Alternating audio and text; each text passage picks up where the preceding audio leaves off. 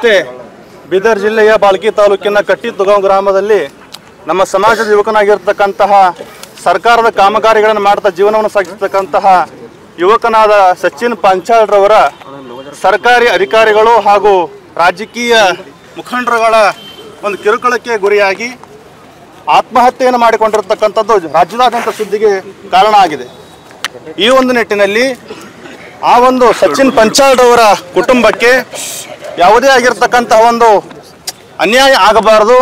ಆ ಒಂದು ಯುವಕನ ಸಾವಿಗೆ ನ್ಯಾಯಯುತವಾಗಿರ್ತಕ್ಕಂತಹ ಒಂದು ಹೋರಾಟದ ಫಲವಾಗಿ ನ್ಯಾಯ ಕೊಡಿಸಬೇಕು.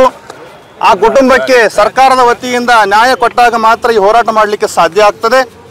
ಆ ಒಂದು ಕುಟುಂಬಕ್ಕೆ ನ್ಯಾಯವನ್ನು ಕೊಡಿಸುವ ನಿಟ್ಟಿನಲ್ಲಿ ಆ ಕುಟುಂಬಕ್ಕೆ 1 ಕೋಟಿ ರೂಪಾಯಿಗಳನ್ನು ಸರ್ಕಾರದ ವತಿಯಿಂದ ಕೊಡಿಸಿ ಕುಟುಂಬದಲ್ಲಿ ಇರತಕ್ಕಂಥ ಅವರ ಸಹೋದರಿಯರಿಗೆ ಒಬ್ಬರು ಅಥವಾ ಇಬ್ಬರಿಗೆ ಸರ್ಕಾರಿ ನೌಕರಿಯನ್ನು ಕೊಡಿಸುವ ನಿಟ್ಟಿನಲ್ಲಿ ಈ ರಾಜ್ಯ ಸರ್ಕಾರಕ್ಕೆ ಆಗ್ರಹವನ್ನು ಮಾಡ್ತಾ ಇದ್ದೇವೆ.